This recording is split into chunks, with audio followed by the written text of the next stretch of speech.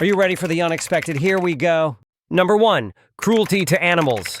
This is the biggest, scariest red flag of them all. Many serial killers start small, and small usually means animals, cats, dogs, birds, you name it. In the minds of some disturbed kids, animals are test subjects. They're powerless, and that makes them the perfect victims for a child who enjoys control. Jeffrey Dahmer. One of the most notorious killers in American history, was known for dissecting animals as a kid. Edmund Kemper, the co-ed killer, shot birds and buried pets alive. These weren't science projects, they were rehearsals. Now here's the twist. Kids being rough with animals is common. Toddlers pull tails, chase cats, or step on bugs. That's normal curiosity. The difference is empathy. A healthy child feels guilty when the puppy cries. A future predator feels thrilled. Psychologists call it a lack of effective empathy, no emotional response to suffering. That's the scary part.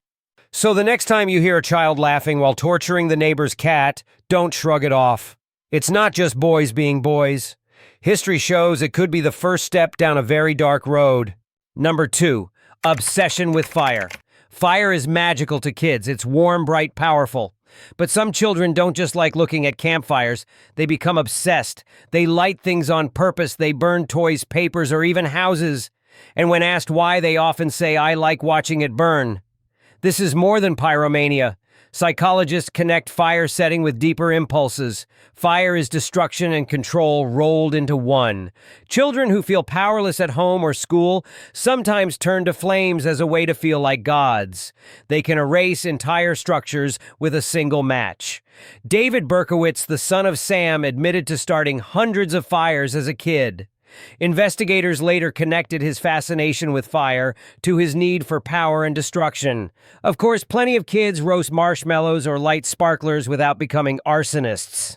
But when a child gets hooked on fire, treats it like a private show, and has no remorse about the damage, that's when psychologists raise the alarm. Number 3, persistent bedwetting. Now, for one that sounds a little weird, bedwetting. It's part of the famous McDonald triad of warning signs, cruelty to animals, fire setting, and bedwetting. Most kids wet the bed at some point. Totally normal. But when it continues into later childhood, and especially when paired with other disturbing behaviors, it can point to deeper issues. Here's the theory. Chronic bedwetting can be tied to stress trauma or neurological immaturity. Imagine a child who constantly feels ashamed because they can't control their body.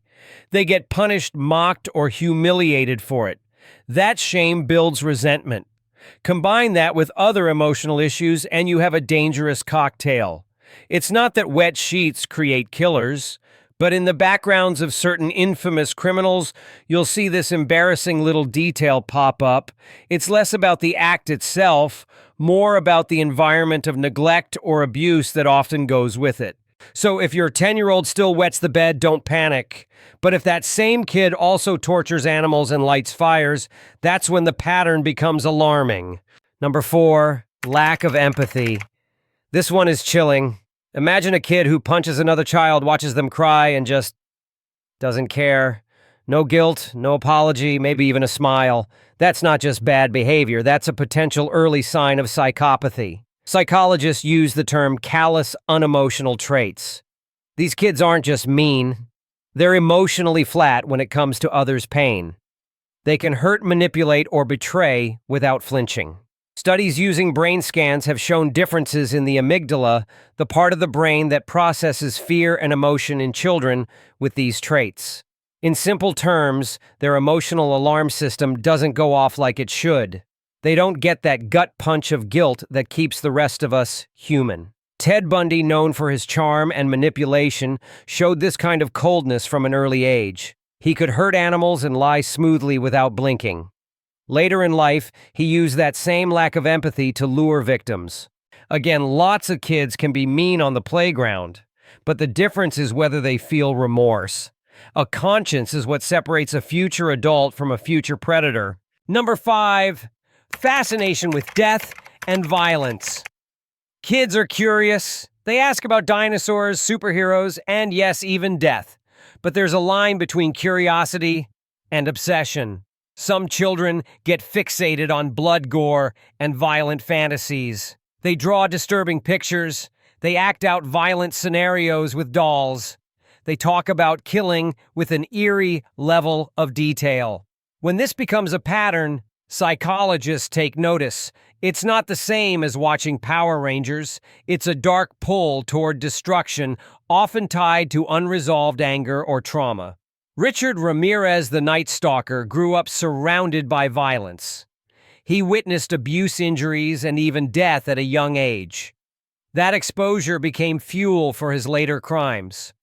The difference, again, is balance. A kid who asks about death at a funeral is normal. A kid who sketches pictures of stabbing classmates every week. That's a warning sign. Number 6, bullying with pleasure. Bullying is as old as playgrounds, but some kids bully differently. They don't just push others around to fit in. They enjoy it. They savor the control, the fear in another child's eyes. That's when it becomes a red flag. Serial killers often start their careers as bullies. It's practice for domination. They learn how to manipulate, intimidate, and feel powerful at someone else's expense. And when nobody stops them, the behavior escalates. Take Eileen Wuornos. She was abused and bullied as a child, but also lashed out violently at others. Her lack of boundaries and constant aggression foreshadowed her later crimes. It's important to separate typical schoolyard fights from systematic cruelty. The key difference is motivation. If a kid smiles while making others miserable, psychologists worry about where that thrill will lead. Number 7, extreme anger outbursts. Every child throws tantrums, but most tantrums fade with age. When an older child still has explosive, uncontrollable rages, breaking things, hitting people, going blank with fury, it can be a sign of deeper problems. These outbursts can connect to impulse control issues, neurological problems, or early signs of antisocial behavior. Serial killers are often described as having rage attacks even in childhood. They didn't just cry, they destroyed. Edmund Kemper once said that as a child his anger was volcanic. He couldn't stop himself. That lack of control carried into his adult crimes where his outbursts ended in murder. The difference between a normal tantrum and a dangerous one is intensity and frequency. A one-off meltdown is normal, daily destructive storms. That's not just bad parenting, that's a serious red flag. So what does this all mean? If your child lies, throws tantrums, or pulls the cat's tail once, don't freak out. Most kids do weird stuff. Childhood is messy. What matters is patterns. When these behaviors are constant, extreme, and combined with coldness or lack of empathy, psychologists start to worry. The bigger picture is that serial killers aren't born in a vacuum. They're shaped by genetics, trauma, neglect, and environment. These behaviors are clues, not prophecies. Catch them early and intervention can change the outcome. The fascinating and terrifying truth is that evil doesn't just appear out of nowhere. It often starts small with behaviors we write off as just being a kid. And sometimes those innocent habits are the first chapters of a nightmare story. So the next time little Johnny sets fire to his toy car, you might want to keep an eye on him.